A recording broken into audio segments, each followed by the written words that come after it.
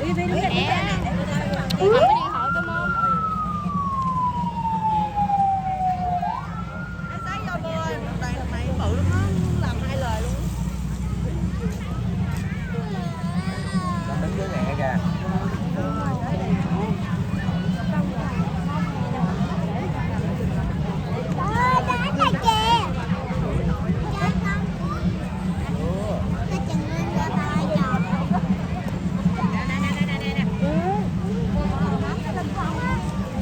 Cái đừng có lẹ.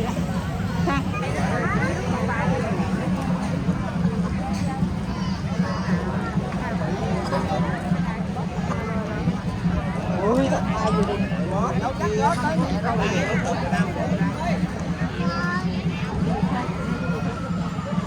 Mẹ cầm con xíu nè. Nó có chụp không?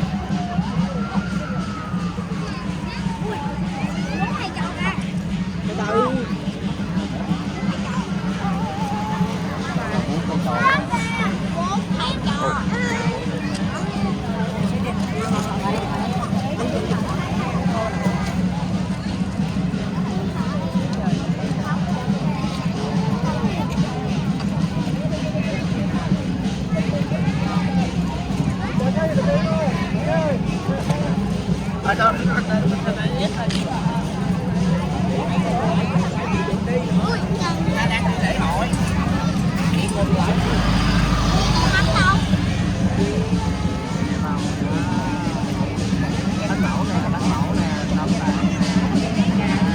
Ngộ không đâu sư phụ.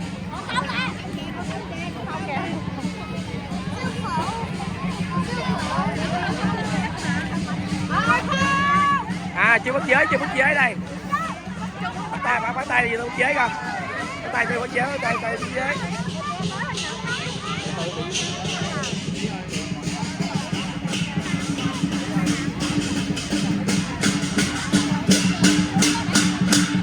Bây giờ đi diễu hành thôi. Lên rồi chưa nhận tiền đâu.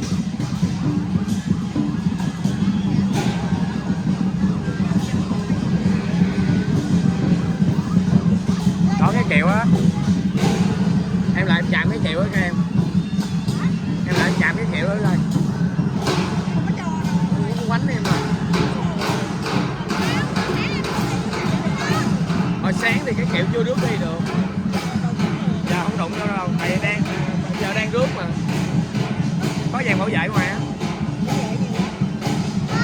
Lúc trước á người ta ùa người ta giật mấy cọng lông công cho nó thấy không?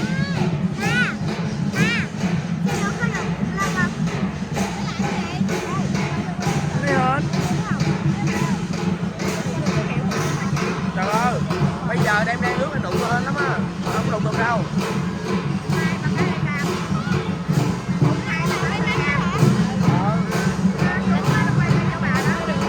Mà quan trọng em đụng được hay không? Không, nguyên đầu lắm đó em đụng.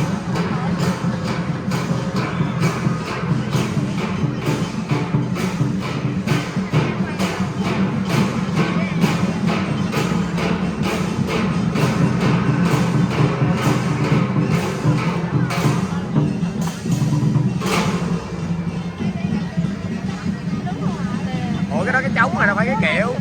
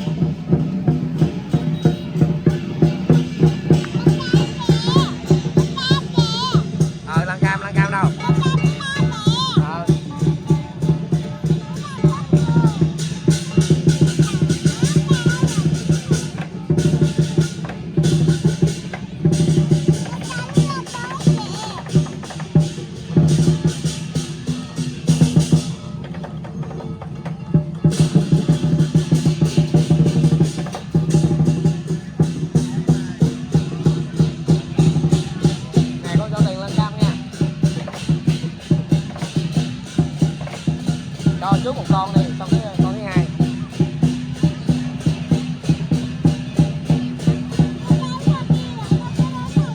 Tí nữa quắt nó qua.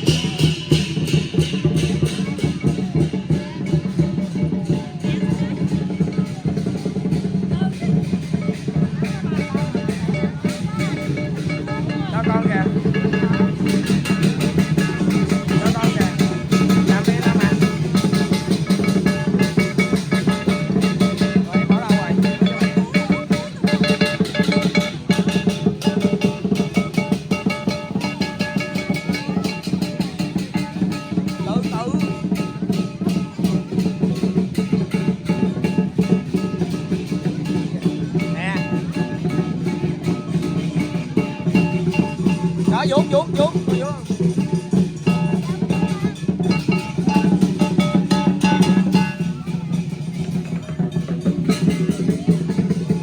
rồi không xuống vuốt cái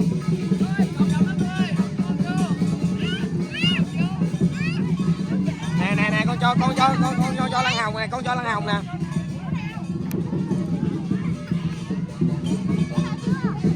Từ từ cho nữa,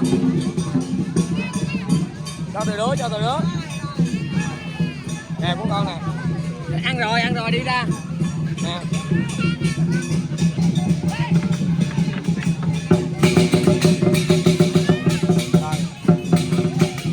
Rồi con ăn cam đâu rồi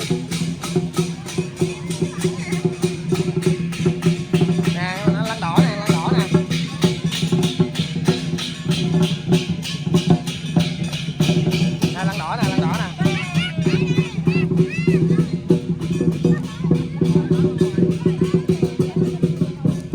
Con cho lăn đỏ nè.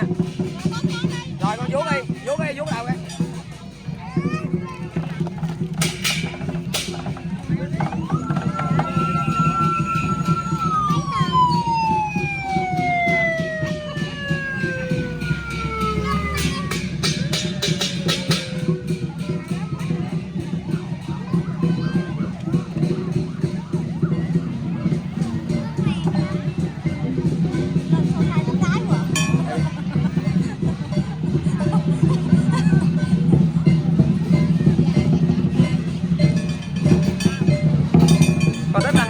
Quắt lăn này vô đó kìa, thấy vô kìa. Rồi vuốt đầu cái. Ok nè đây. Lăn vàng nè. Rồi mẹ cho rồi, con cho con bên này,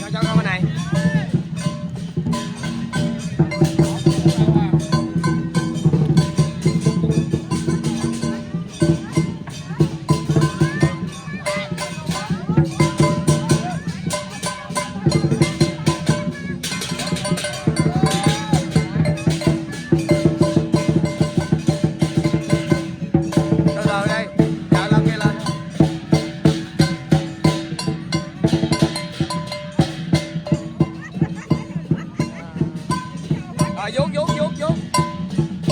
Ok ok ok.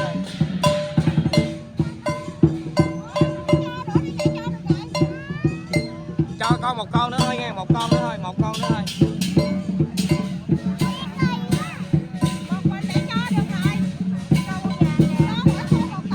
Bây giờ con thích lăn vàng á, lăn vàng giờ mập cái vỏ đó. Nè, lăn này nè thôi. Rồi vuốt cái đây. Rồng nữa nè. Lăn này nè.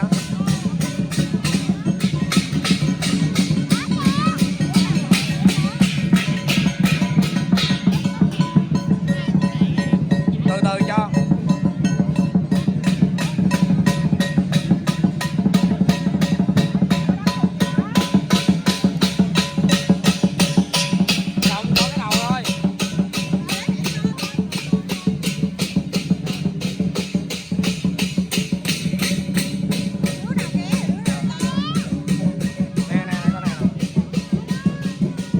Rồi vú đầu cái, vú đầu cái. Rồi ok.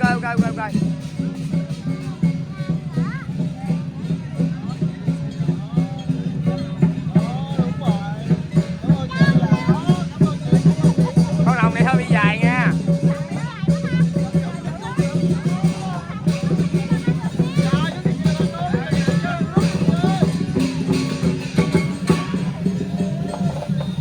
Kìa vô nè, nó tự chạy kìa, nó tự chạy vô nè.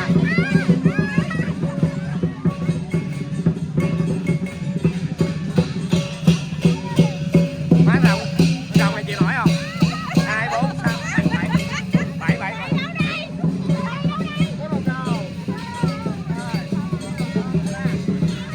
Đi lên. Ôi, đi lên.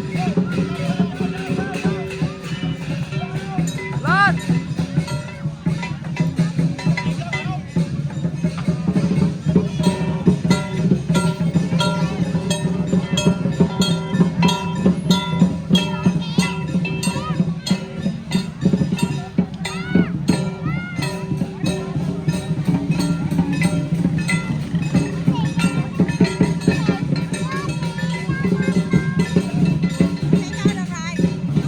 Để mẹ cho.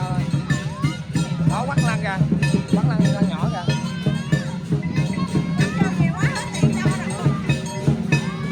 Em cho lân đi, em cho rồng chịu nổi đâu, rồng nó dài lắm.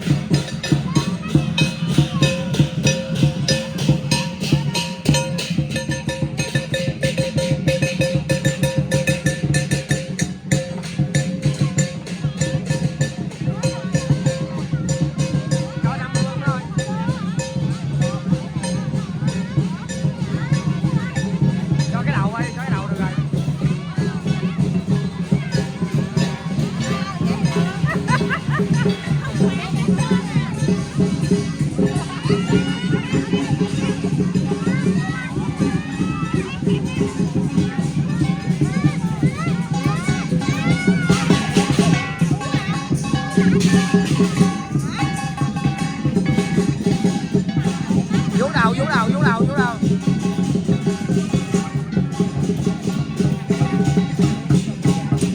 Thằng này không có quạt gì hết à.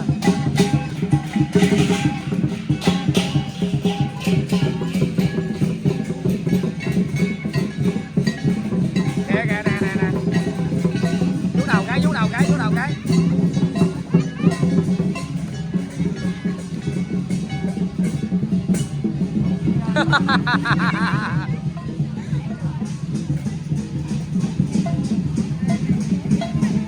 Còn 2 con này, cái đầu con 20 thôi. Một con này nữa. Rồi ok.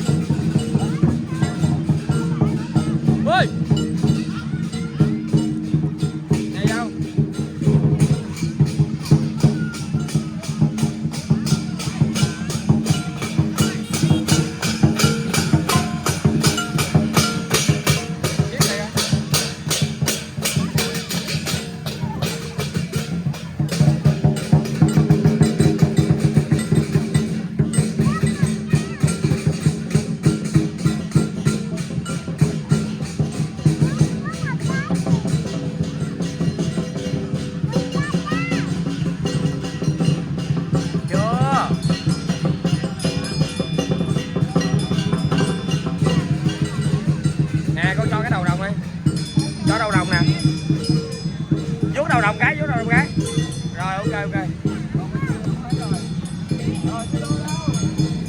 Cái đuôi đâu,